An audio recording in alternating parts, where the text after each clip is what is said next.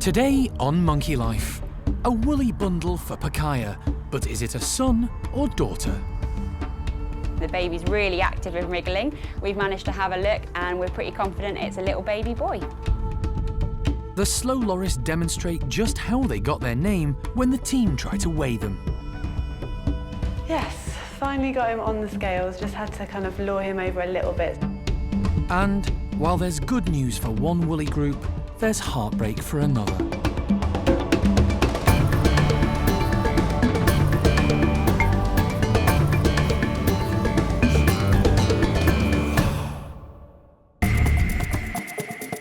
Monkey World in Dorset, buried deep in the English countryside, is the largest sanctuary of its kind on the planet.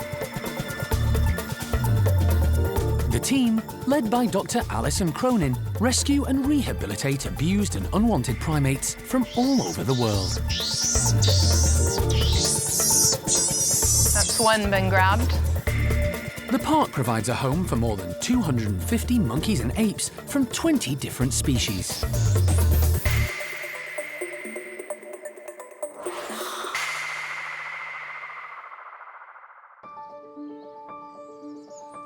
For the last few weeks, staff have been anxiously monitoring not one, but two of the park's female woolly monkeys. Paquita and Pacaja are both pregnant. And as is common with woolly monkeys, their due dates are mostly guesswork. Earlier this week, when staff arrived to check on them, the wait was over for one of the expectant mums. Pacaja had given birth. We're all really excited that we've got a new baby woolly monkey arrival. Each one here is really valuable to us, so it's a super exciting time for us. We have actually managed to sex this little baby already. We've managed to have a look and we're pretty confident it's a little baby boy. This is Pacaja's second baby. Almost 2 years ago, she gave birth to daughter Oriana. As a first-time mum, it was all a bit new to her. But second time round, she seems to be pretty relaxed about motherhood. Pacaja is kind of acting as business as usual, to be honest. She really enjoys her time outside in the enclosure, so it's not unusual for her to go out and enjoy morning sunshine and things like that. She's still finding the whole process quite tiring, so she's having a lot more naps throughout the day as well. These first few days are crucial. Both mum and offspring are being closely monitored by the team, who are happy all the signs seem positive. It's important the new arrival is suckling well and has a good grip on mum's fur, particularly as Pacaja is still so active. This tightly curled tail is another good sign.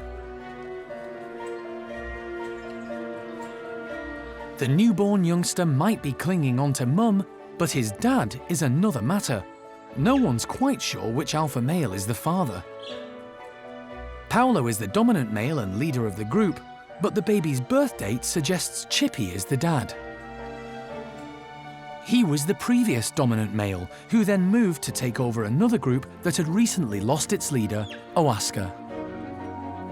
But whoever is the daddy, it seems this group are one big happy family. Sister Oriana has already shown some interest in the new arrival, but is still more taken up by playing with Yurima's son, Carlos, which gives Pacaja some space to look after her newborn. And leader Paolo seems to be taking this big change in his stride. Paolo's been really, really good. He has certainly noticed that there's a new arrival there and has gone over and kind of sat near Pacaja and been very gentle and quiet around her, seems to respect her. But to be honest, generally speaking, it's just business as usual for him, and he gets on and does his stuff and just leaves Pacaja be to get on with the baby.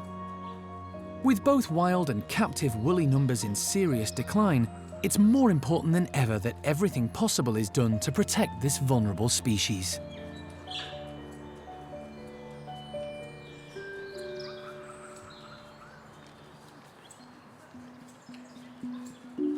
Over at Tuan's orangutan enclosure, female Lucky is about to meet Arme for the very first time since switching groups. She's already met Tuan, the big male, and another female in the group, Roro. They had all lived together before, so it was no surprise that things went well. But meeting Ame will be a whole new ballgame. She's a very strong character and used to being top female in the group. They're kept apart in separate bedrooms, while Jeremy does his best to keep Twan occupied so he doesn't get too involved. Come here, lovely girl. Your hand is so dry. Jarno gives Ame a bit of extra TLC before the new girl joins her. Give me your foot. I think after this you're gonna look beautiful. Manicure finished, it's time for Ame to meet Lucky.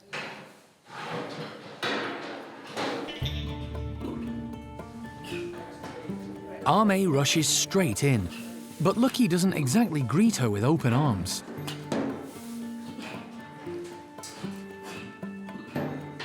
Ame makes territorial calls to intimidate, but Lucky doesn't seem too concerned and stands her ground, even risking a quick hair pull. Let them out. Jeremy decides the best option is for the pair to have access to the outside, where there's more space to maneuver if one of them wants to get out of the way. Finger, lovey. And it's not just Lucky and Ame going out. They have an audience as Twan and Roro decide to join them. At first, the two ladies eye each other warily from a distance. With Twan watching, eventually Ame comes across to the climbing frame, and Lucky moves down to greet her.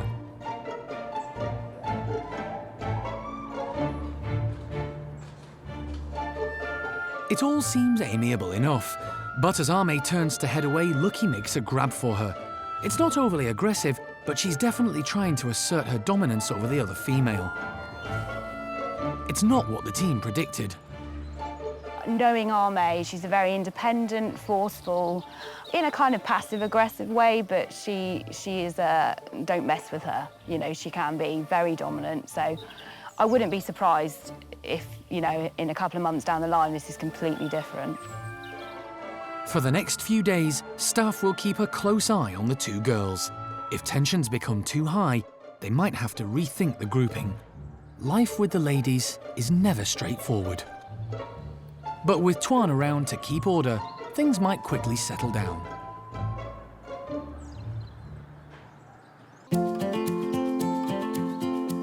Life at the park is always evolving, as Alison and her team constantly evaluate the comfort and welfare of the 250-plus primates in their care. It's a non-stop, 24/7, 365 days a year programme, assessing their diets and devising enrichment routines, looking after their health needs and managing their social structures. Any change can have a huge impact on the individuals and their group. One of the biggest recent decisions has been to put 3 adolescent male golden-cheeked gibbons together to form the park's first ever bachelor gibbon group. 6-year-old Zach and Mikado and 5-year-old Tio had outgrown their family groups, and this seemed a good option. Obviously, when we put these 3 boys together, there was the potential for an absolute disaster. We had no idea how it was actually going to work. And everybody is coexisting. They're occupying the same space, they're eating together, they're sleeping together, things like that. It's actually really quite positive, and they're all doing incredibly well. Initially, Tio struggled. In the weeks following the move, he found adjusting to life in an all-male group a bit tough, frequently hiding while watching the other boys playing. Fast forward, and a few weeks later, it's clear Tio has not only found his confidence, but has a new best friend. What we've actually seen, though, is that Zach has been a wonderful protector, and he's really taken Tio under his wing. He's really looking out for him. He spends a lot of time with him. He's really encouraged Tio into having a wild time with him. It's really lovely to see that really kind and gentle nature in Zach. Unlike Zach and Tio, who were raised by their parents, Mikado had a rocky start in life. He was born in a zoo in France, but sadly his mother died when he was just a few weeks old. The team at Monkey World have a lot of experience hand-rearing primates and stepped in to help. The fact that the park had rescued a number of golden-cheeked gibbons meant that there was a female called Alex who could take over his care. He's a very different character from the other two, and that is largely down to his start in life. What happens in the future, who knows? Mikado should grow up to be a big, sensible, strong boy.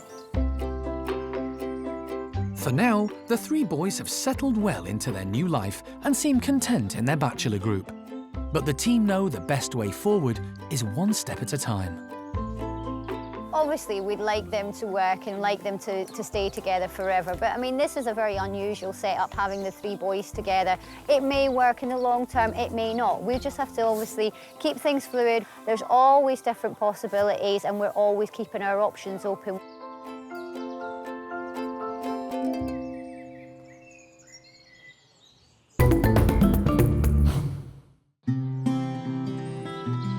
A few weeks ago, the park took in some rather unique new residents, 5 slow loris, who had travelled all the way from Hong Kong. They'd been stolen from the wild by black market traders and were found and confiscated by the authorities before they could be sold on. For the last few years, the loris have been rehabilitated and looked after by a Hong Kong rescue centre. Their move to the UK is part of a collaboration between Monkey World and the Sheldon Wildlife Trust in Devon. Originally from Southeast Asia, loris are nocturnal primates. The park have created a whole new complex, complete with red lighting, to house them during their quarantine period, before they move to Devon. It's a massive learning curve for all of us because there's still a lot of research that needs to be done on lorises. Me personally, I haven't seen the male and female courting behaviour before, so it's been really, really exciting. And just to see that, I've just read about it before, so it's nice to see all these vocalisations happening and just really important behaviours. Since arriving, 4 of the 5 have been paired up.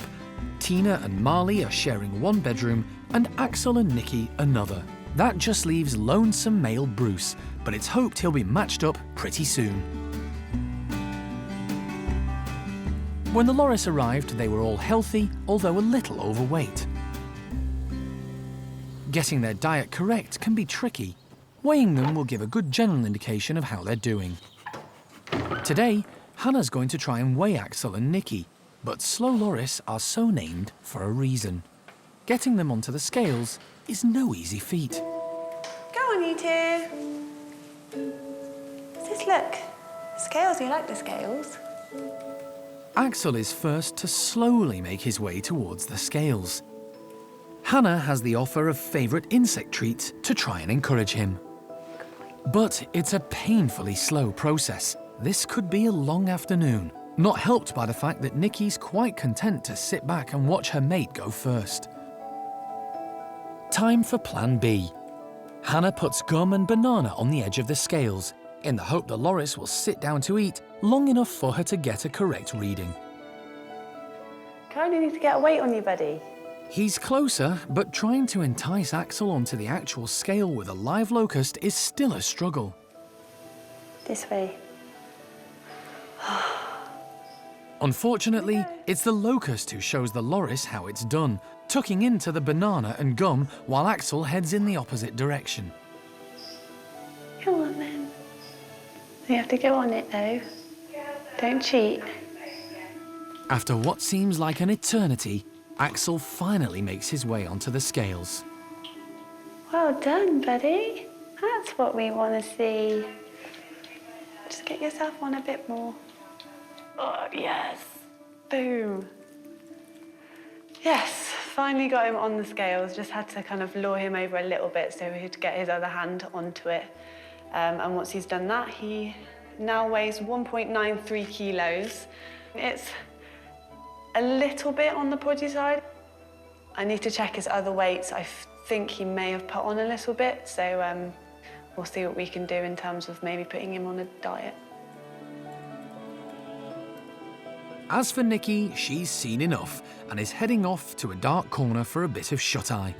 The team will have to save her way in for another day.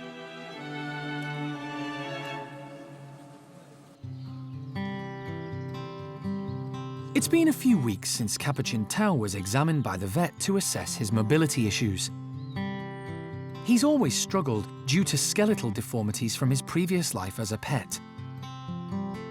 But recently, things have got worse. staff began to notice a dramatic change in how he manoeuvred around the enclosure, often limping and struggling to climb and jump. The results of the tests have left more questions than answers.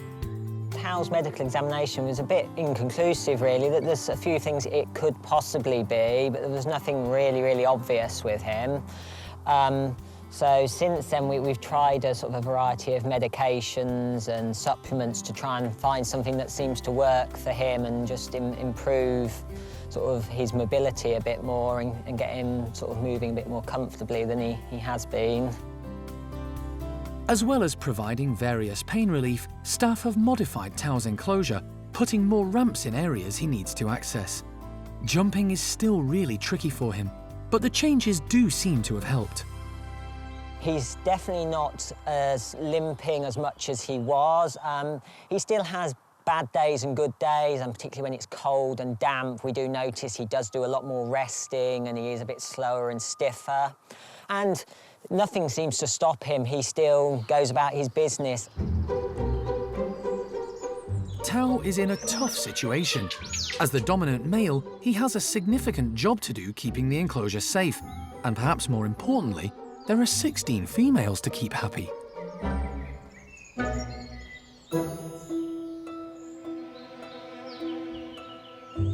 He certainly has his hands full, and it can be exhausting, particularly when the more dominant girls like Babe and Debbie come into season. He's keen to follow them around the enclosure, and some, like Debbie, will insist on giving him the runaround.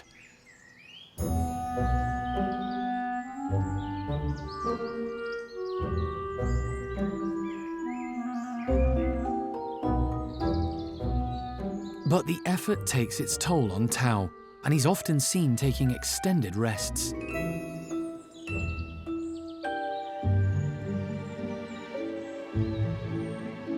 At the moment, Tao seems happy enough with life as the dominant male, but at some point in the future, looking after his harem of ladies may become too much for him. For now, all the staff can do is keep an eye on him.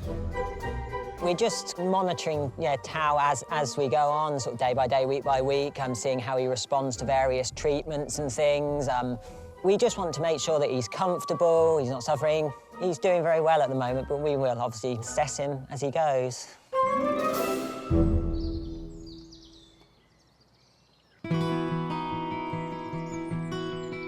Caring for the park's primates takes a lot of knowledge, hard work, and dedication. But it's rewarding work for the team.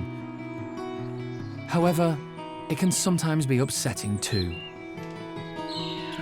Recently, woolly monkey Lucas underwent a thorough examination, including x-rays, after he appeared to lose the use of his right leg. But the vets couldn't find any obvious cause for the 2-year-old's health issues. But it's puffy. It's puffy there, yeah. Let's see. What has he got? Anxious about his welfare, the care team did their best to build up Lucas's strength. Lucas! Here he is. Hi, buddy.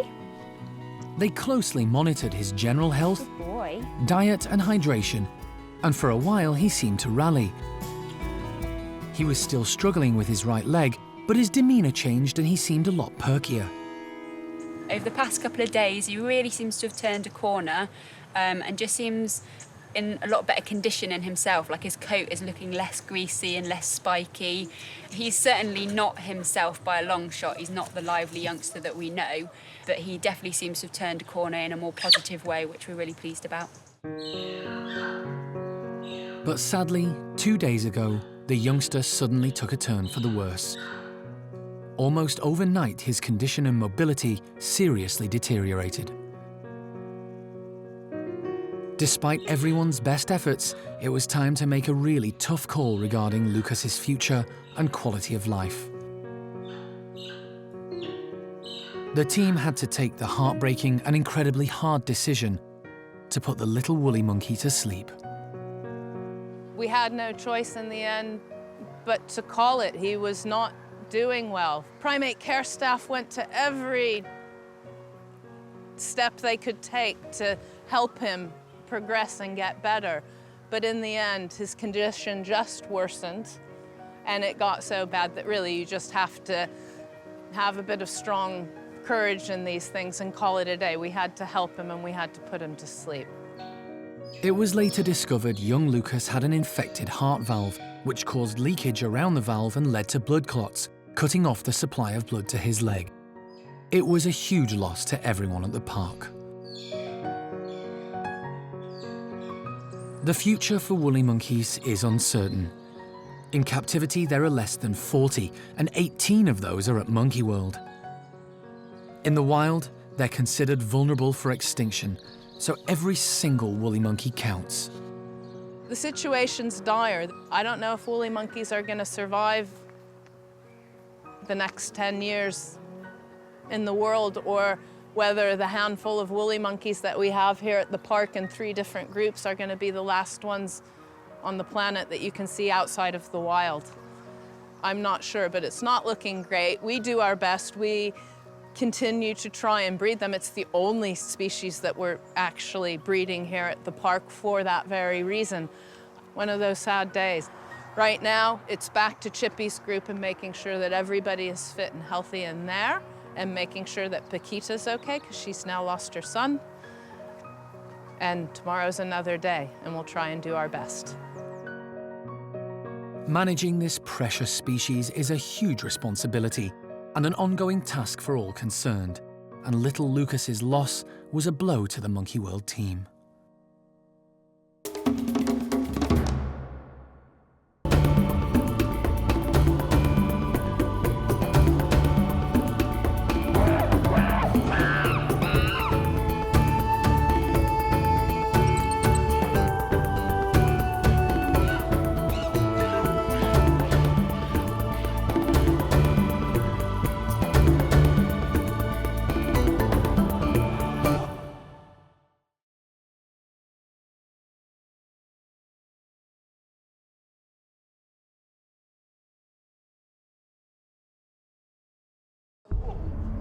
Today on Monkey Life, Jeremy heads to Belgium to collect 2 new Stumpies. He's a sweetheart, he is, isn't he? He's lovely. And you are as well. He says, no, I'm not. He says, I'm tough. The team get ready to say farewell to 2 much-loved Gibbons. It will be an emotional thing to actually walk away and say goodbye to them, but they've got a fantastic future ahead of them. And young chimp Thelma gets the brush off.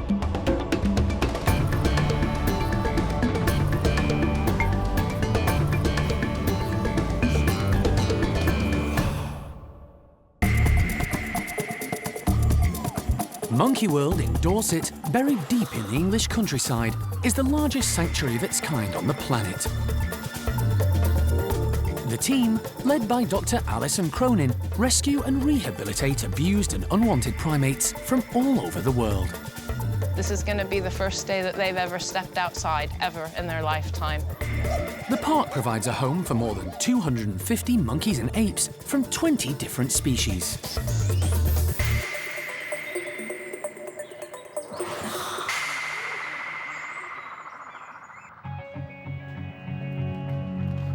It's an early start for Animal Director Jeremy. He's on his way to Folkestone to catch the Eurotunnel to Belgium, where he's going to meet 2 new primates looking for a home. An animal rescue centre there contacted Alison a while ago about 2 male stump-tailed macaques they needed to rehome.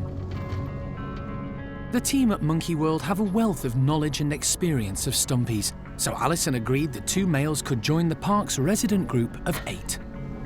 After a quick journey across the channel, Jeremy and Alan arrive as the sun comes up over the Belgian countryside.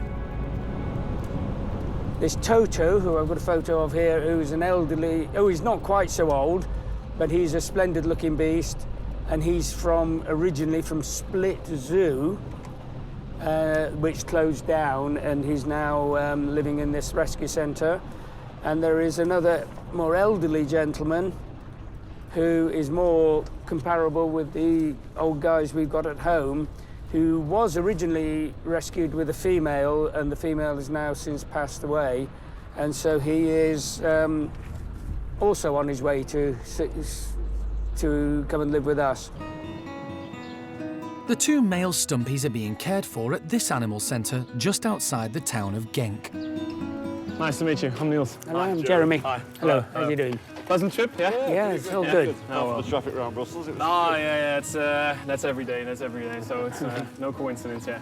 The centre was set up to rescue and rehabilitate sick and injured wild animals and gives temporary shelter to many exotic species, rescued or confiscated by local government services. Their aim is to then place them in reputable zoos and animal parks around Europe. Okay. There they are. Well, this one has a name, and this one is Toto. Some caretakers just call him Freddy. I don't know why, but it's a name that sticks, I think. The Belgian centre doesn't have the facilities or expertise to introduce these macaques to one another, so for now they're living apart, but within sight of each other. These males are now ready for a movement to Monkey World in Dorset. And we're very happy because they've been here with us like a year and a half. And now they're fully healthy, fit, and ready to leave. They need to go for us to take more animals and for them to get a permanent and better home. You're a sweetheart, you aren't you? It's a good boy. When does he go into it? Well, they're both my age as well. They're both 25 years old. Okay. We're born in the same year, so... All right. He looks older. Yeah. No, sorry, he looks older, doesn't he? Yeah, he's a little ragged. And, yeah. He's a sweetheart, he is, isn't he? He's lovely. And you are as well. He says, no, I'm not. He says, I'm tough. He says, I'm not a sweetheart. Do they show aggression through the mesh, or...? No, not at all, not at all. The first time we put them together, because this one was already inside and this one was in another enclosure, and we would put them together, they were investigating each other, and quickly we've noticed that they will tolerate each other. Okay. We don't know what the reaction will be when they're really close together, but none of our other animal keepers never encountered that. That's really useful to know that. It's also very reassuring. That can be a very great value to them when they, when they move home. When they first encounter other move house individuals, and meet some other grumpy monkeys as well. Yeah. Seeing the two Stumpies close up has left a good first impression on Jeremy. I think they're fantastic, very, very positive. They're obviously in very good condition, and they're very relaxed. And there's no problem with us being here. They're not having negative reactions to seeing new people. So that's all good. Jeremy plans to spend the rest of the day observing and getting to know the two macaques, Toto and the newly nicknamed Freddy. Early tomorrow morning, he hopes to encourage them into travel boxes so they can head back across the channel to their new home at Monkey World.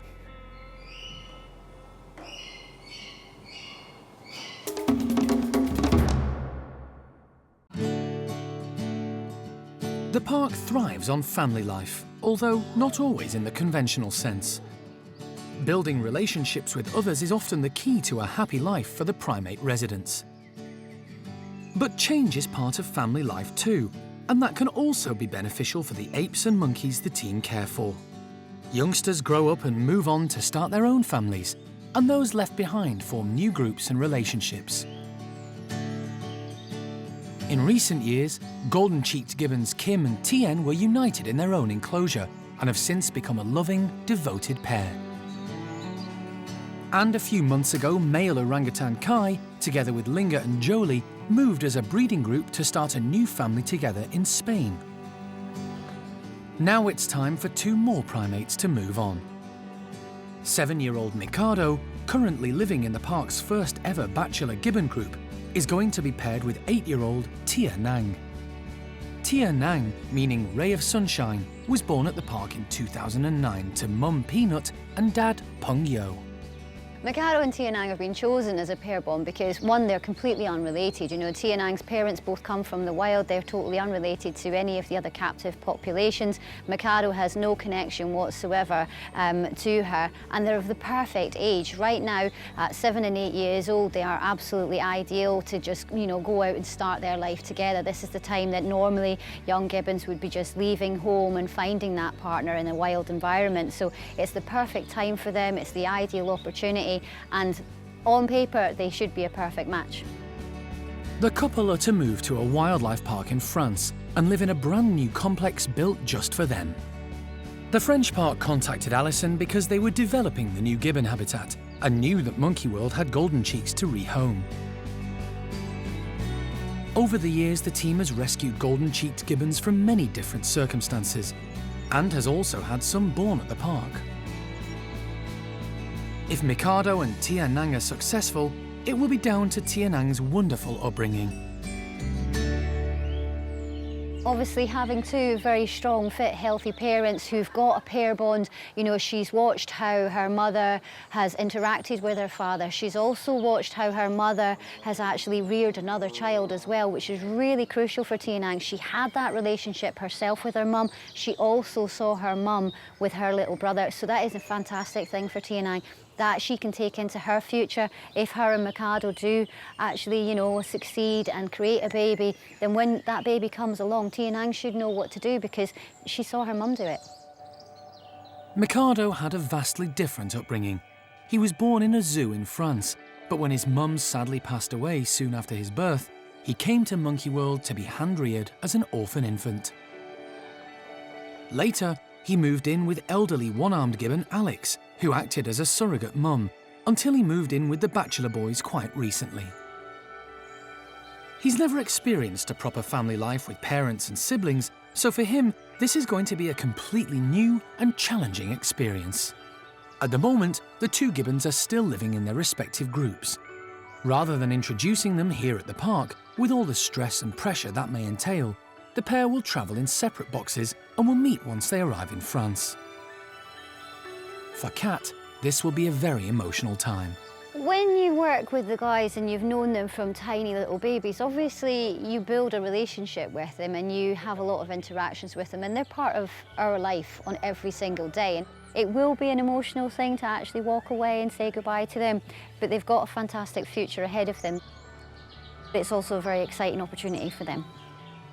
But for now, they still have a few weeks to enjoy being with their friends and families. Mikado with the boys, and Tia Nang with her parents, Peanut and Peng Yo.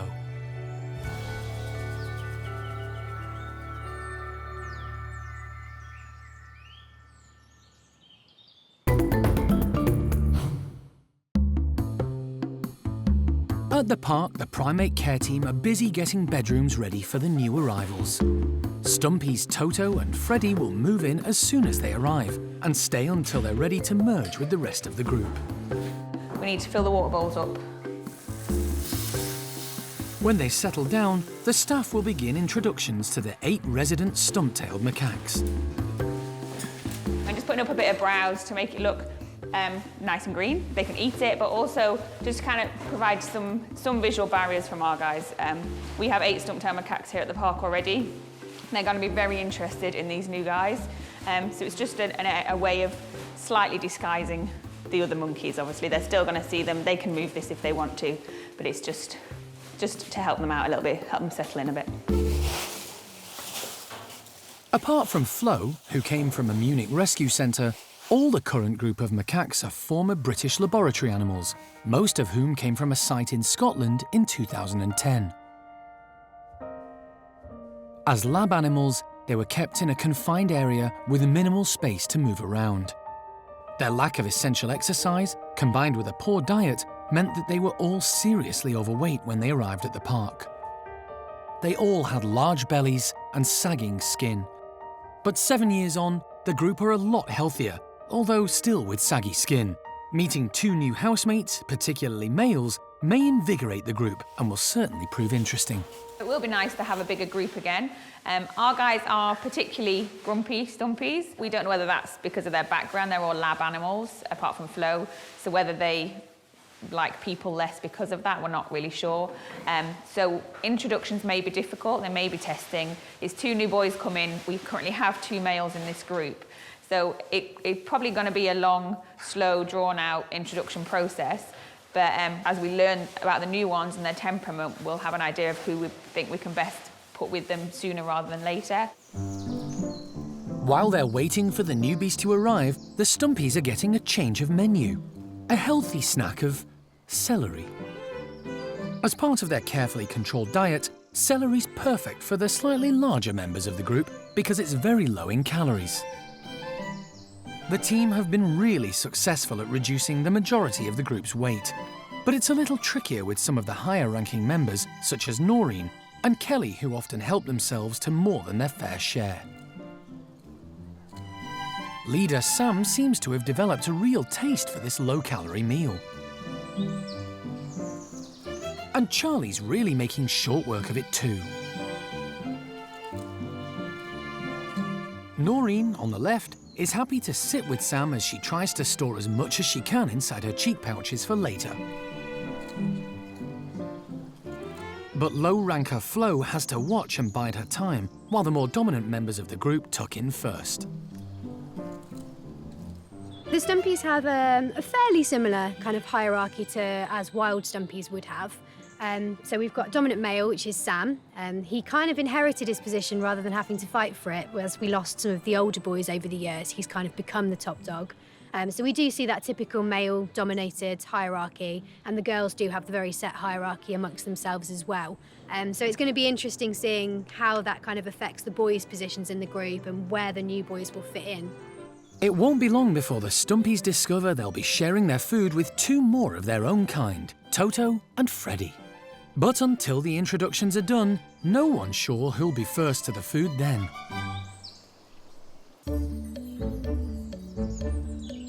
It's mealtime at Hananya's enclosure. The chimpanzee's diet consists mainly of fresh fruit and vegetables, and today, thanks to a large donation, they're getting whole, round courgettes. To provide a bit more of a challenge, primate care worker Rachel's putting them right across the enclosure. Some are hidden, others up high, and a few go in the pond. Chimps can't swim and aren't too keen on water, but they will wade in if they think the reward's worth it.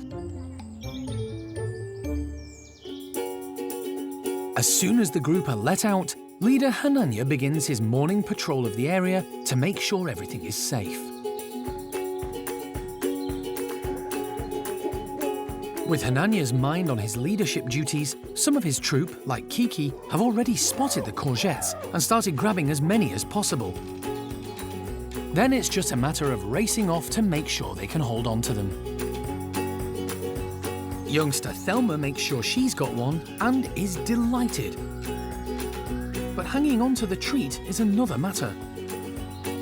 Female Johnny has spotted her and moves in to try and steal the courgette. Thelma is having none of it. She's very quick and agile, and 17-year-old Johnny's no match for her when it comes to zipping around the platforms. A frustrated Johnny turns her attention to Kiki's veg. Johnny's a high-ranking female and has no qualms about throwing her weight around. When poor Kiki tries to offer her hand in friendship, she gets short shrift. It's an important part of chimpanzee life, establishing the social hierarchy. Finally, Johnny gives up trying to steal breakfast from the others and decides to grab one for herself, although she's left with the slightly trickier option of reaching into the pond. Honey tentatively braves the water too, but takes the easier route rather than risking getting wet. Arthur is quietly enjoying his until Thelma comes a-calling. But even a little cuddle isn't going to persuade him to share. So, Thelma decides to drop in on Cookie, but she's no pushover and gives the youngster a firm brush off.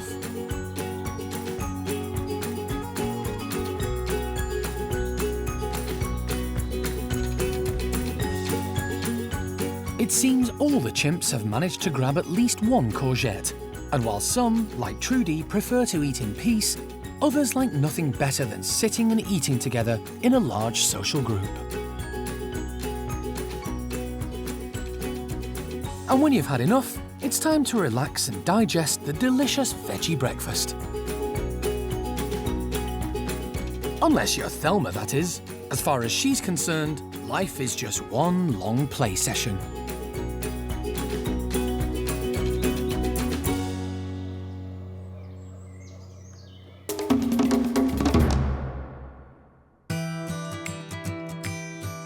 400 miles away at a wildlife rescue centre in Belgium, Jeremy has been getting acquainted with 2 male stump-tailed macaques.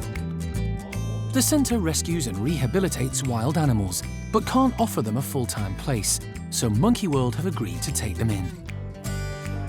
The Stumpies have been in Belgium for more than a year, while arrangements were made for their move to Monkey World. Toto came from a zoo in Croatia and Freddy from one in France. Both animals are around 25 years of age, but the two could not be more different. Toto is really dominant male. He shows that he has a lot of strength and a lot of power in him. And the other one is a really calm individual. But both now have been a couple of months next to each other, and we see that the interaction with each other is really, really nice. And we don't expect any difficulties with the introduction of a bigger group. So it all will turn out smooth, I hope so. To take the Stumpies to their new home across the channel, Jeremy needs to load them into travelling crates. But it's not an easy task. Toto is feisty and strong, so Jeremy decides the best option is to anaesthetise him. The centre's resident vet uses a blowpipe and dart.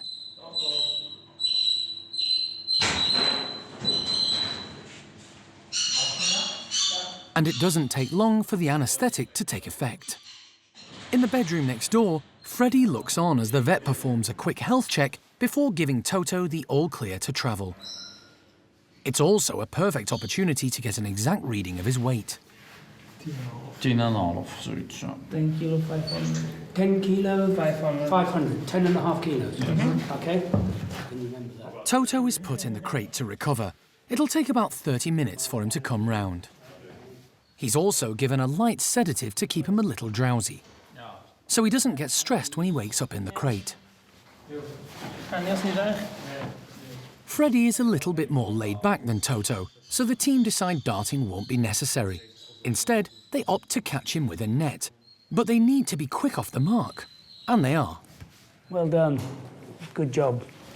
Again, the team take the chance to check out Freddy's weight, and they're quite surprised. He's 3 kilos heavier. It's all that hair. He looks a lot bigger because of all the hairdo. It looks bigger, yeah. Toto's big fur coat is misleading. Underneath, he's not as big as he looks. Jeremy has a real soft spot for stump-tailed macaques, also known as Old World monkeys, which includes many species from Africa and Asia. They're just sort of tough, and you know they're not precious in any way. You know, I mean I love woolly monkeys and gibbons and all the rest, but the wind changes direction with them, and they'll have a fit. Oh God, I'm going to have anxiety. I'm going to get stressed and all the rest. Whereas these things just take it on the chin. It's a real shame, but because they are so tough, then people treat them badly and they get away with it. And I think that's dreadful. I think that's I really have a problem with that. And I suppose that's why one of the reasons I got such a soft spot for old world monkeys, baboons, macaques. You know, just because they are tougher isn't a reason to treat them like, you know, like it doesn't matter. Once Toto has come round from the anaesthetic, it's time to load up both macaques, ready to begin their journey to the UK. Okie doke. Here we go. Right, well... We've loaded it. Yes, okay, you can go back to bed now. Yeah. Okay. You right. can head on. Okay, thank you, well... By tea time, Toto and Freddy will have a new home at the park, where 8 other Stumpies will be waiting to meet them.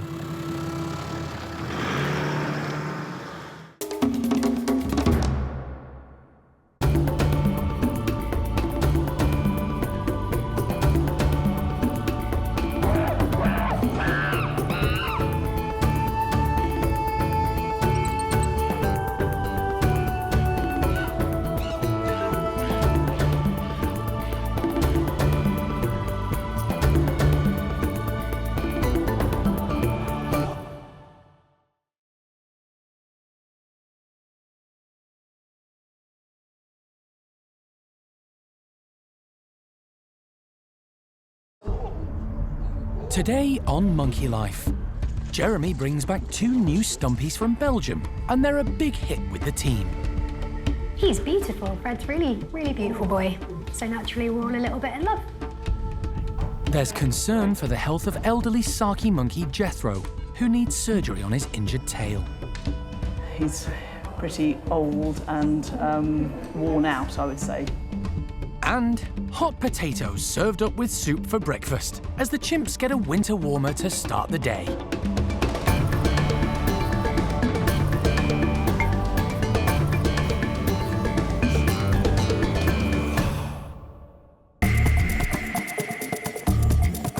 Monkey World in Dorset, buried deep in the English countryside, is the largest sanctuary of its kind on the planet. The team, led by Dr. Alison Cronin, rescue and rehabilitate abused and unwanted primates from all over the world. Smells a bit macaque in there, but yeah, we're good. The park provides a home for more than 250 monkeys and apes from 20 different species.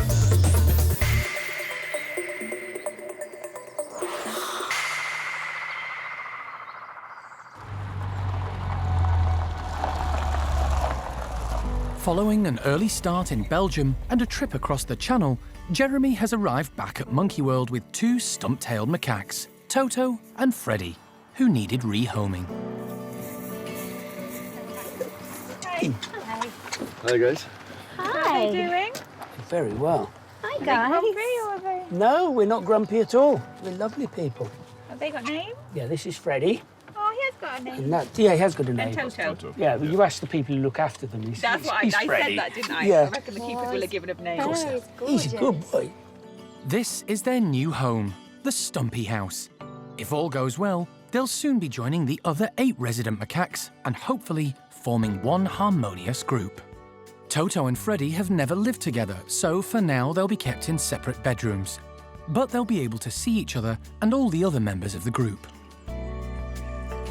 Alison's keen to meet the new arrivals.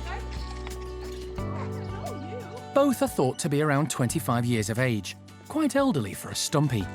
However, first impressions are they could be a little younger. The team will know more once they've had a chance to watch their behaviour and get to know them. Freddy's brought into the house first. Both bedrooms have been prepared with food and water, and there's plenty of tree boughs for them to shelter behind if the sight of 8 others is a bit overwhelming. Here we go. Oh, good boy. Oh, it's okay, it's just a slide. Don't panic. Good boy. Found the food already. Like all Stumpies, it seems Freddy loves his food. Hey, Fred. Where are we going, on the bench? We're going to that one, we're going that one there. Yeah.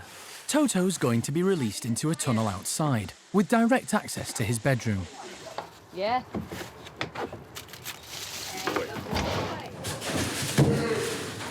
He doesn't need to be asked twice.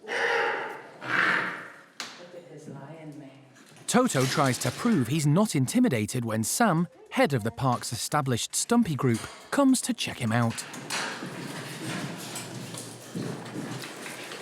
Now that we're all lip smacking.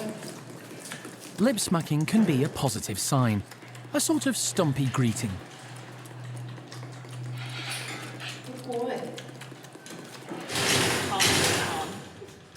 Toto's already showing agility worthy of a much younger macaque. And Alison isn't convinced his estimated age is right. They're saying that he's 25 years old, but I don't know if that's necessarily correct. I'm sort of feeling like he's got more energy and oomph than pretty much anybody here. Yeah. Chilled out Freddy, on the other hand, seems to be the exact opposite to hyperactive Toto. He's a very together young man, is Fred. He's much more stable, I think, than Toto. Toto's a bit of a loose cannon, I think, by comparison to Freddy. But time will tell. Freddy is a friendly soul, and it doesn't take long before he's eating out of Steph's hand. One thing all macaques seem to have in common is their love of food. He's beautiful. Fred's really, really beautiful boy. Considering he's quite old, he's in really good condition. He's moving about really, really well. So naturally, we're all a little bit in love. So far, so good. But Alison is well aware there's still a long way to go. Really fantastic. This is really going to liven up the entire group of stump-tail macaques. And I just only hope that these 2 new boys will be able to find their place with our 2 existing boys, and that eventually we'll find some form of harmony. But, you know, macaques and stumpies in particular are pretty grumpy and fierce, so now that they're here, the reality of like the introductions that we have ahead of us is a bit full on. So these introductions we're gonna have to be very cautious about.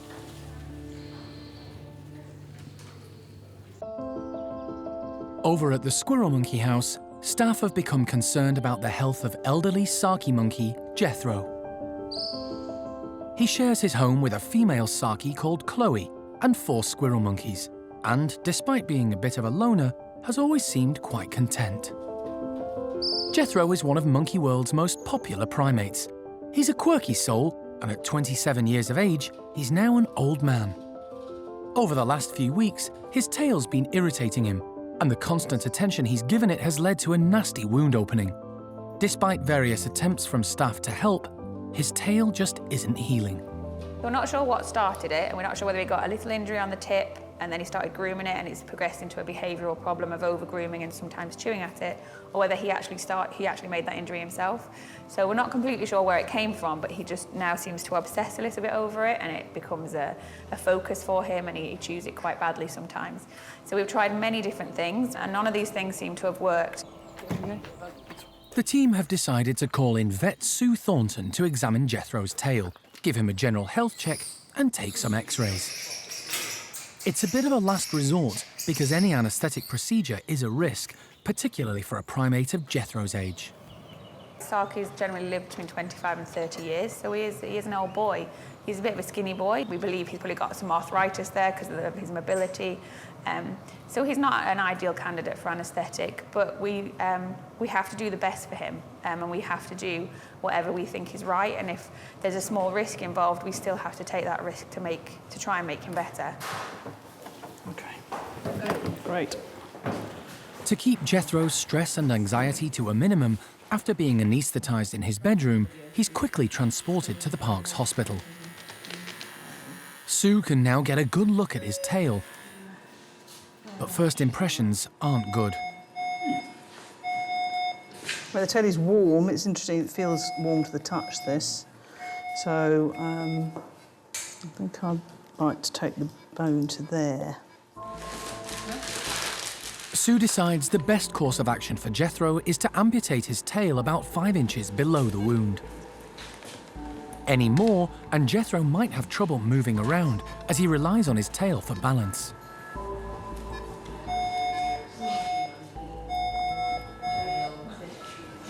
Have we got the bone cutters? Thank you. Sue leaves a small flap of skin, which she can then stitch over the remaining part of the tail in the hope that Jethro will leave it alone. What I've done is take it back to what looks like reasonably thick and healthy tissue. And then I cut back the bone sort of part way through one of the vertebrae of the tail. And if it all heals, he's still got a bit of a tail to help him move around. Sue's happy with the operation. And while Jethro is still stable under the anaesthetic, she grabs the opportunity to take a series of x-rays. As soon as we've done this x-ray, we'll weigh him and then just wake him up properly. Okay, just take it in, Tom. Okay.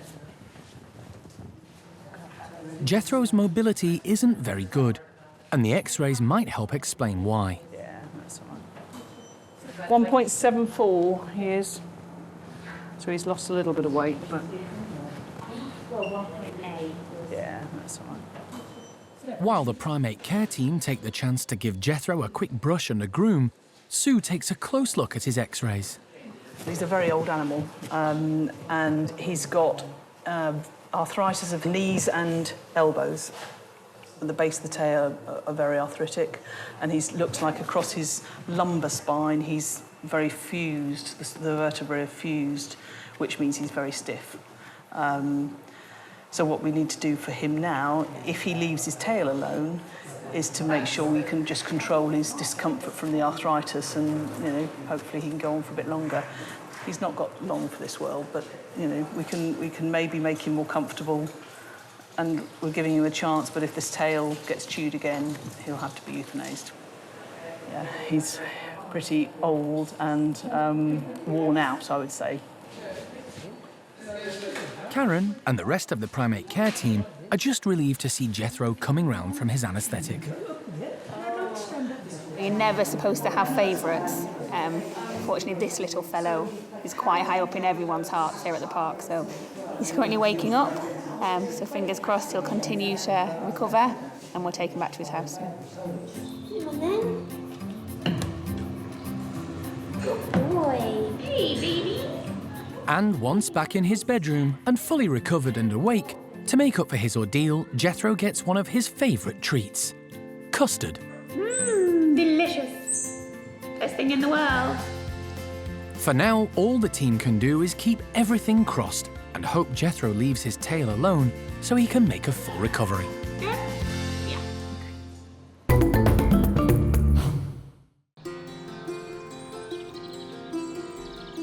A new day dawns at the park, and with it comes a very special birth at Chippy's woolly monkey enclosure. After what seemed like an eternity, Paquita has finally given birth. Following the recent tragedy of losing son Lucas, this is great news for her and the entire group.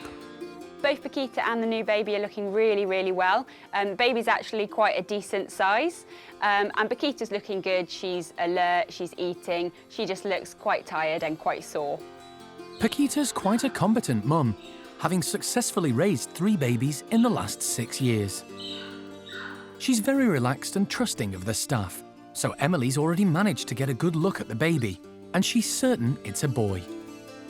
But the question throughout the pregnancy has been, who's the daddy? And it seems it's Chippy. There was some uncertainty originally because Paquita lived with Oscar before he sadly passed away.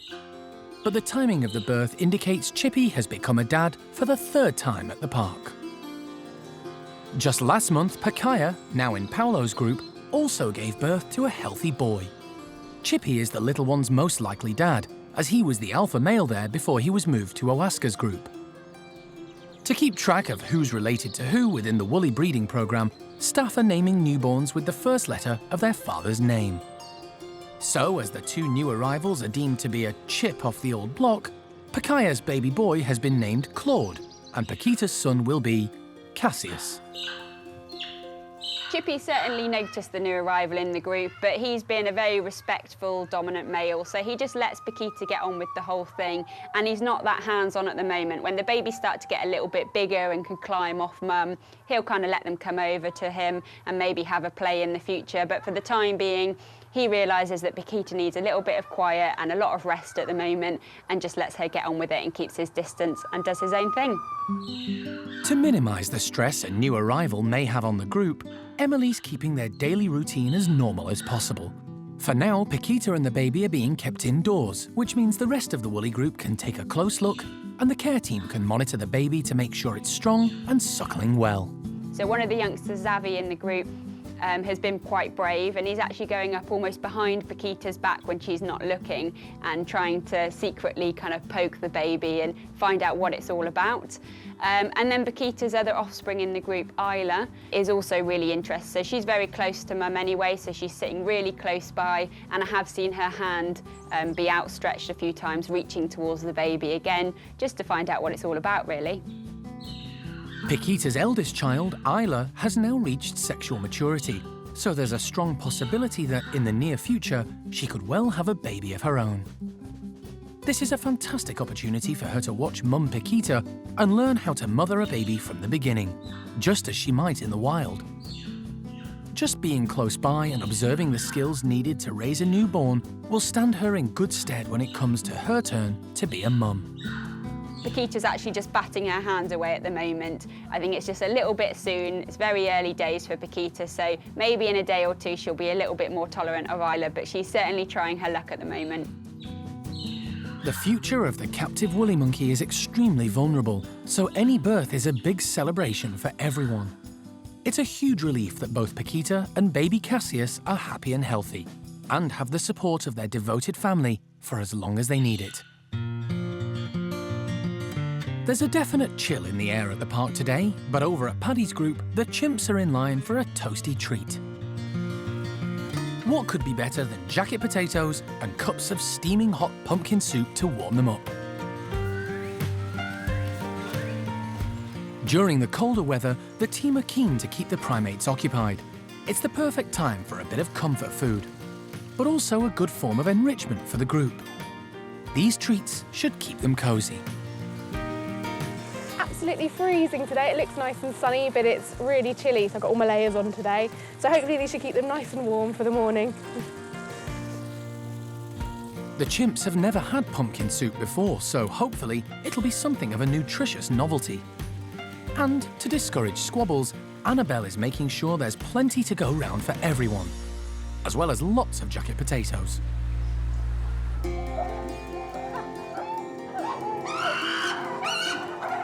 The group are straight outside, keen to see what's on offer, with Bart leading the way. An excited Beth manages to grab 2 potatoes. But that's not nearly as impressive as Pepper, who seems to be storing up for a cold winter ahead. Clin reckons potatoes and soup make a good combo.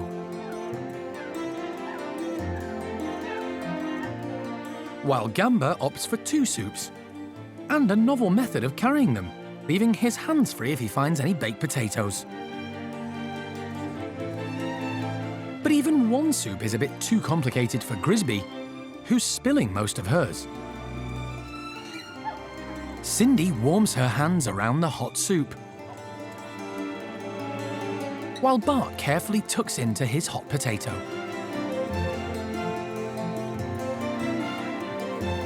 She might be low-ranking, but Pepper has hung on to her hoard and found a nice, comfortable spot to get stuck in.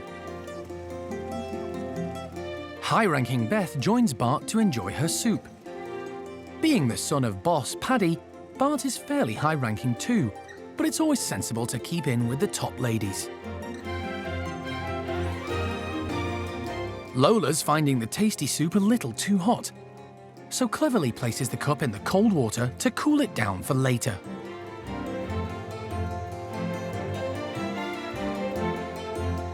Kathy's arrived to join Bart as potato snack finished, he moves on to soup for seconds. Pepper's polished off her spuds and now developed a novel approach to hoovering up every last drop of soup by biting a hole in the bottom of the cup and sucking out the contents. Breakfast has been a real success. Warmed up and with full stomachs, the satisfied chimps make the most of some warm winter sun.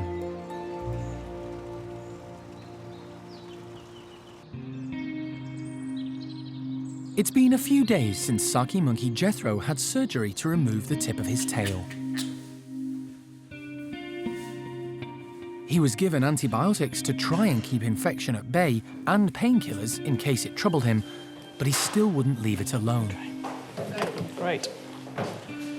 During the procedure, Vet Sue gave the aging Saki a general health check and discovered Jethro also has arthritis of the knees and elbows, and a couple of vertebrae in his spine have fused. He's pretty old and worn out, I would say. After the operation, Jethro was kept in his bedroom to give him time to recover. But once again, he was unable to leave his tail alone, causing infection to flare up. It's left the team at Monkey World with very little choice. That, as well as his other problems that we found out on vet day, have actually led us to make the decision, a very difficult decision to put him to sleep, unfortunately. Maybe we should have done it on the day and maybe not woken him back up, but we just weren't ready to say goodbye to him right then, and we wanted to give him as much of a chance as we possibly could, which now we believe we did, and we tried everything we could for him. But yeah, it's time for us to say goodbye, and none of us want to. He was a massive part of our lives, the whole Monkey World family. So yeah, it's one of the hardest decisions I've had to be part of here at the park. But right now we feel like we're doing the best thing for him. So that's the decision we've had to make. Hey, little man. Oh, I know. Jethro arrived at the park in September 2012 at the age of 22. He'd been hand-reared as a pet by 2 zookeepers, and when they couldn't look after him anymore, they asked Monkey World for help. During most of his 5 years at the park, Jethro has lived with squirrel monkeys and cotton-top tamarins. But last year, after much searching, a companion was found for him, elderly female Saki, Chloe. And although she was keen to be his friend, Jethro mostly ignored her. He was more interested in sitting at the window of his outdoor enclosure, interacting with visitors, than taking part in normal Saki behaviour. She did love him. She followed him around a lot. She doted on him. So she is a bit quiet now, and it's obviously going to take her a bit of time to get used to the fact that he's not here now. But we'll keep an extra check on her. We'll give her lots of love, lots of attention, and we'll make sure she's happy without him. Despite his often strange mannerisms and quirky behaviour, Jethro was a firm favourite with staff and visitors alike. We love all the animals that we work with here at the park, every single one of them, but some of them, they just touch your heart a little bit more than the rest. And he was one of them, and I don't know what it was. He was a cantankerous, stinky, weird little old man, but everybody that worked with him adored him. People call him the living wig and the selfie king, and he was just such a massive part of the small monkey section and of Monkey World. So yeah, he will just be missed by everyone that worked with him and even the people that didn't work with him.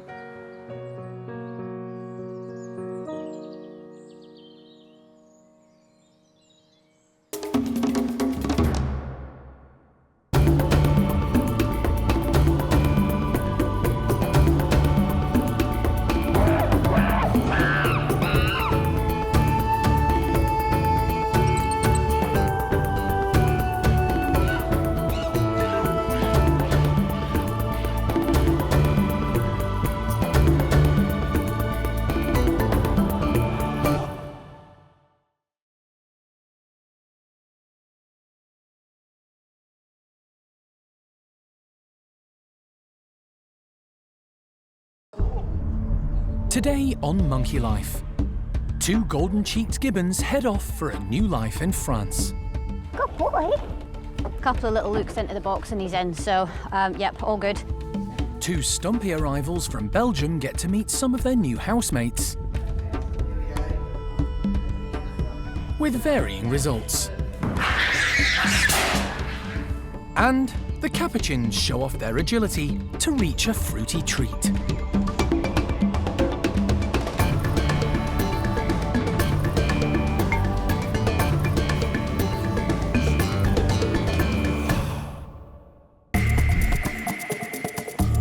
Monkey World in Dorset, buried deep in the English countryside, is the largest sanctuary of its kind on the planet. The team, led by Dr. Alison Cronin, rescue and rehabilitate abused and unwanted primates from all over the world. I think this one's a little boy, and I think that that one over there might be an older lady. The park provides a home for more than 250 monkeys and apes from 20 different species.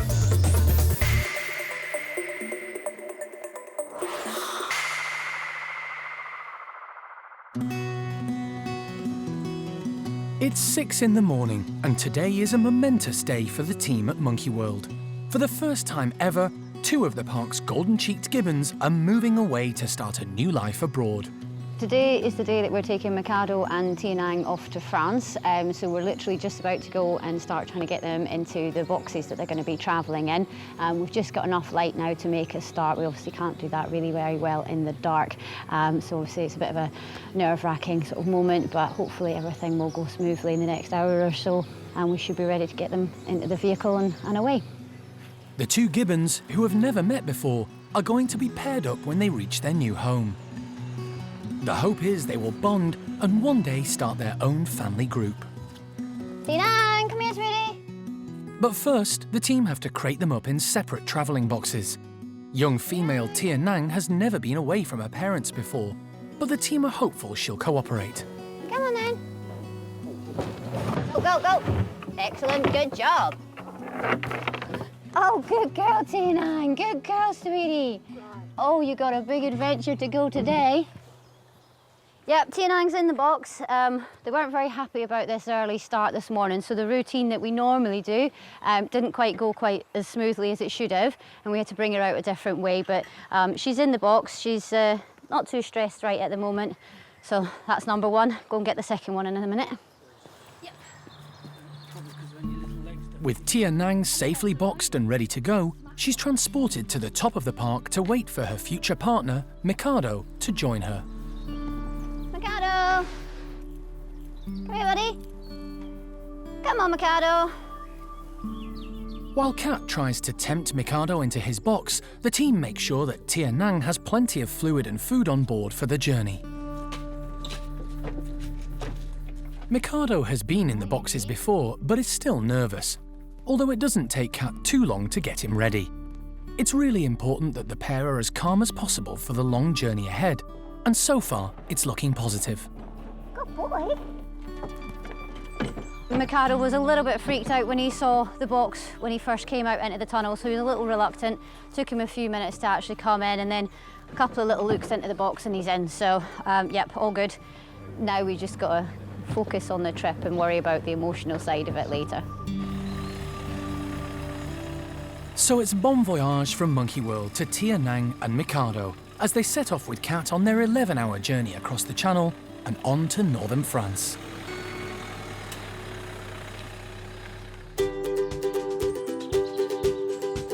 As two primates leave the park, another pair who arrived some while ago, stump-tailed macaques Freddy and Toto, have been getting to know each other. Initially, the two males lived next door to give them time to bond. After a successful full introduction, they moved in together and have been getting along fine. The two boys live in the same house as the 8 other resident Stumpies, but so far have only had visual and vocal interactions with them. They're yet to meet without the safety of the wire mesh. But today, all that is about to change, and the team are a little nervous. Stumpy intros are notoriously difficult. They have a very strict hierarchy, and they have to try and fit, new animals have to try and fit into that hierarchy. They're quite grumpy animals, so yeah, we expect quite a tense intro, and we're all going to be on guard to make sure that if we need to split the animals, we can. We'll have fire extinguishers at the ready, which will just be there for a shock value, just CO2 fire extinguishers to use. And then obviously we've got lots of different rooms so we can shut slides very quickly to separate animals if we need to. To keep the introductions as stress-free and as calm as possible, they've decided to let the two big males meet first. They are Sam, who's the current leader, and the impressive-looking new arrival, Toto. The rest of the established group are kept outside in the sunshine, while Freddy remains on his own in the smaller enclosure. Yeah. This is a tense time. Stumpies can be quite aggressive. The park's elderly bunch don't have good teeth, but they can still bite and inflict injury if they clash. Okay, here we go. The team aren't taking any chances. Straight away, both males head across to check each other out. Boy, Sammy. Toto cuts an impressive figure, and it's Sam who submits first. He's not known for being over-aggressive, and without the backup of the rest of his group, allows Toto to come out on top. At least for now. The initial intro has passed without incident, and the two males separate. Good boys. They've shown no real aggression, so it's decided to add Freddy to the mix. He seems to have an older and wiser head on his shoulders, greeting Sam with a few lip smacks, keeping everything low-key and showing good Stumpy etiquette. Freddy is perfect. He's just seems to know exactly what to do. He's quite calm. He doesn't seem to get particularly agitated very easily. He's just a really nice macaque who completely understands macaque behaviour. The team now have to decide whether to call it a day or bring in a few of the resident female macaques to see how the two new boys react to their company. I don't know whether the longer we leave it, the more agitated he's going to get, which is going to react, is going to cause problems, isn't it? What do you reckon, Jeremy? If we're going to do that, we need to do it right now. Sam is looking nervous, but might relax if joined by some of his girls. Okay. Yeah. But the introduction of dominant female Kelly and Noreen causes the first signs of upheaval. While Freddy once again shows good Stumpy etiquette as Kelly submits to him, Toto's at a bit of a loss. And when Sam tries to show him who's boss and bites his foot, he lashes out.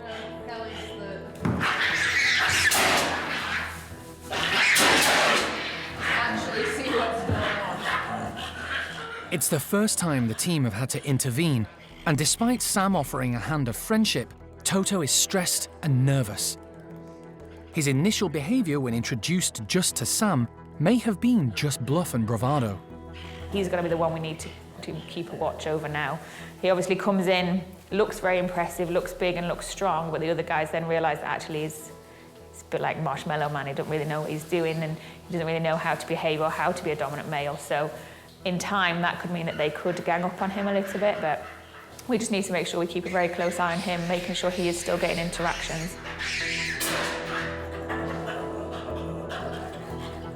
Toto's seen enough for one day. He decides to seek refuge outside in one of the tunnels, while Freddy makes the most of all these new friends. Over the next few days, Alison, Jeremy and the team will decide when the two new Belgian Stumpies should meet the rest of the group. At the Capuchin complex, Franco's group are about to get a juicy treat. Primate carekeeper Jill is putting fresh clementines all around the enclosure. Some are still whole and others cut in half. To test the monkeys' agility, coordination and intelligence, some are even going into the pond.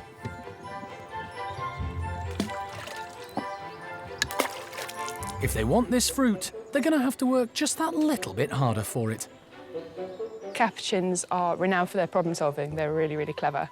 So we're hoping they're going to be using their tails a little bit to obviously hang off of the hosing and reach down to be able to get the oranges out of the water. There's a chance that a couple may use sticks as well. We have one or two that are renowned for their cleverness, Fabian being one, so he may surprise us. The group is made up of most of the park's Capuchin youngsters, all of whom came from a laboratory in Chile in 2008.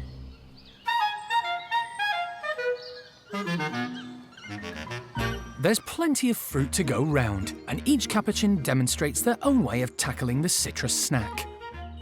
Lucy's table manners are impeccable. Using her fingers, she carefully peels and removes the skin before separating the segments and popping them into her mouth. Mary's less so. She's straight in there, ripping at the flesh with her teeth. Digit, one of the low rankers, is more bothered whether someone dominant will steal them away before she has a chance to devour any. One thing's for certain, all the Capuchins are enjoying today's delicacy. Some, like Felipe, even have time for some fruity flirting while eating.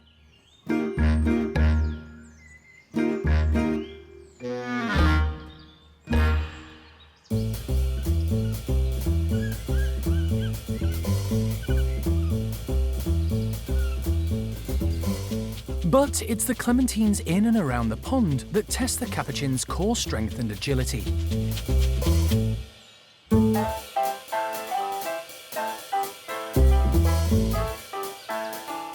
Donnie goes to full stretch to reach one and retrieves it without falling in the water.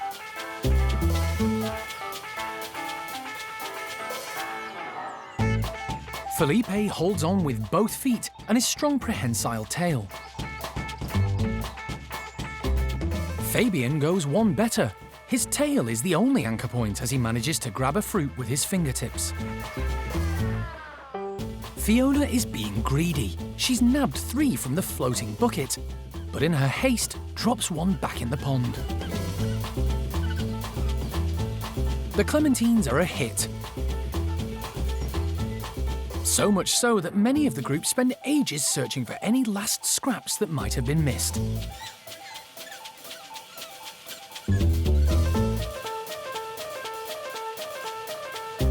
Before settling down in the sun for a nap on a full stomach.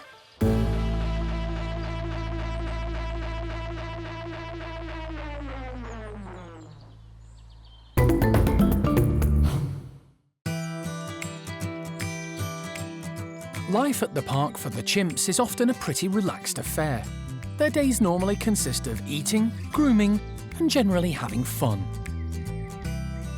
But chimps are volatile by nature, and sometimes things can get a little out of hand, resulting in cuts and scrapes. Last week in Hananya's group, female Cookie cut her finger badly, and it's not healing as well as staff had hoped. They want vet John Lewis to have a look at it.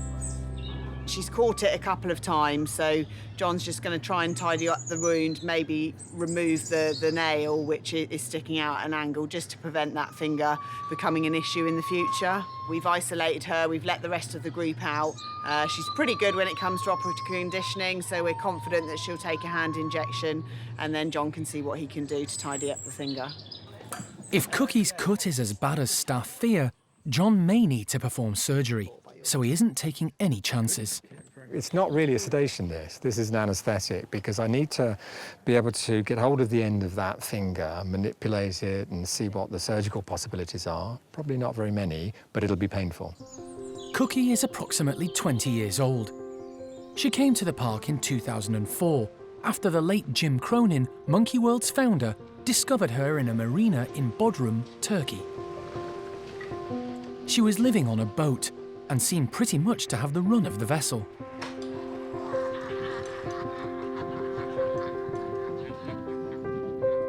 She then moved to a family home in Istanbul, where Jim later rescued her.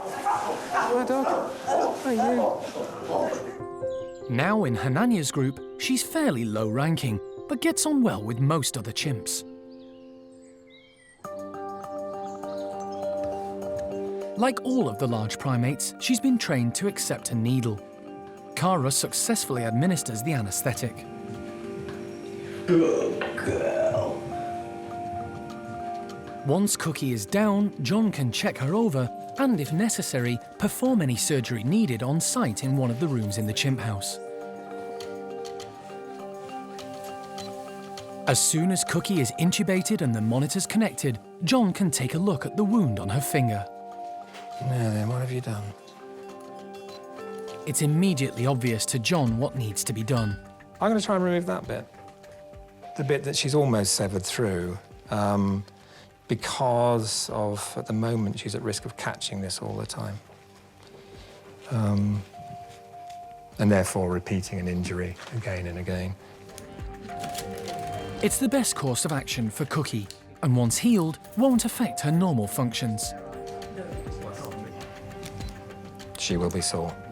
John works quickly, but is careful not to cause too much bleeding. Cookie will be returned to her family group as soon as possible, and they don't want the wound to open up again. Oh, I'm not going to do much with that except cauterise it with potassium permanganate, and that's job done. That's good, John. Yeah, I think we're doing all right. And that's not bone. That's the nail bed, is it? And I think... Can we get rid of that? Just trim Let's it back. cut it and see what happens. To make for a cleaner job, John removes the nail bed as well. The procedure has gone well, and luckily, Cookie doesn't need stitches. Basically, what I've done is I've removed the bit that was dangling, the end of the finger, in other words, and there's a little bit of hemorrhage there, nothing terribly serious, but potassium permanganate, can I have some more, please? Chemically cauterises the surface, stops the bleeding, kills bacteria.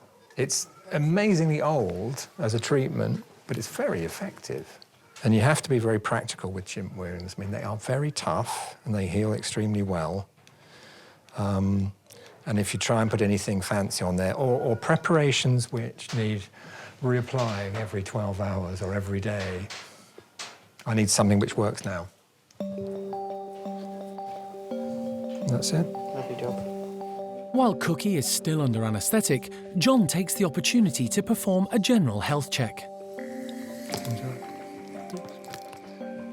Blood samples are taken to test her liver, kidney and immune system, and John also checks her teeth.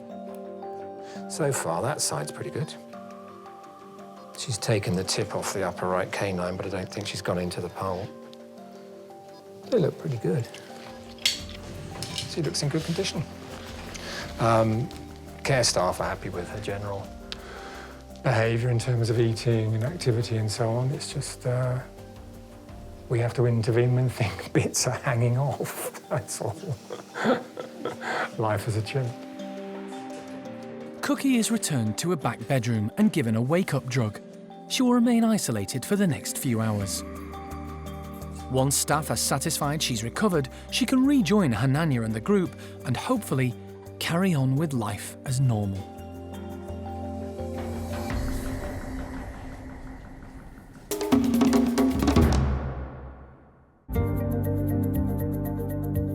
Over the years, the RSPCA has contacted the park on a number of occasions to help with primates in need of rescue. Squirrel monkey Charlie was one, and more recently, common marmoset Moon. The team has a great success rate with such new arrivals. Rescued marmosets Milo and Clyde both overcame their bad starts in life and went on to adopt other young new arrivals. Last night, Alison received a phone call from the animal charity asking her to take in a ring-tailed lemur found at a house in Somerset. Welcome. Yeah. RSPCA Inspector John has brought the lemur along to the park. He had been without food for days, and his lemur companion had died.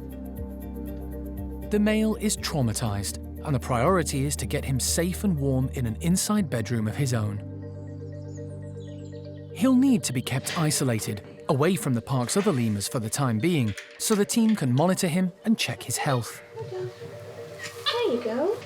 For now, he's being housed in some spare bedrooms at a capuchin house. Hey, little man. It's a lot for this nervous lemur to take in after all he's been through, but he slowly makes his way out of the crate and into the bedroom. It's going to take time for him to settle into his new surroundings. But he's pretty alert and inquisitive, allowing the team to take a proper look at his physical condition. You want your teddy? Oh, he's got a very broken tail. Wow, badly broken tail. Badly, yeah. It's just tragic that these, animals are being bounced from pillar to post into people who don't know how to care for them properly, and they always end up neglected and or abused. This lemur's quite frankly lucky to be alive because he's sort of been left in a shed at this place for a few days now. It is a male, so that's a good thing. It means that we can introduce him to our group at Malagasy. So pleased that he's made it, and he looks relatively calm, and other than having a very badly damaged broken tail, externally he's looking bright-eyed and pretty good. For the next few days, the lemur will be kept in this house, whilst he undergoes all the necessary health checks. This will also allow Karen and her team to interact with him and hopefully earn his trust. It won't be easy for him, especially after recently losing his companion, but it's crucial he's given a clean bill of health to allow him to eventually meet and live with others of his own kind. Primates are social animals. They need to be with others. They don't do well kept on their own. We have had a lot of animals come in, a lot of primates come in, but because they've been kept on their own, have psychological issues. So obviously we don't want to make that any worse for him, but we have a duty of care to our animals as well, and we have to make sure we're not passing disease into our groups. So it will be difficult for him for maybe a week, but we have to protect all our animals. He will just have to stay here, and we will spend more time with him, and hopefully by us spending more time with him, he'll become more confident with us, and we'll hopefully be able to be some support to him before he gets into the ringtail troop. So it's a lot of change for this lemur, but at least he's now safe with people who understand his needs. All the team can hope for is that once he's settled, they'll be able to introduce him to their other ring-tailed lemurs and give him the life he deserves.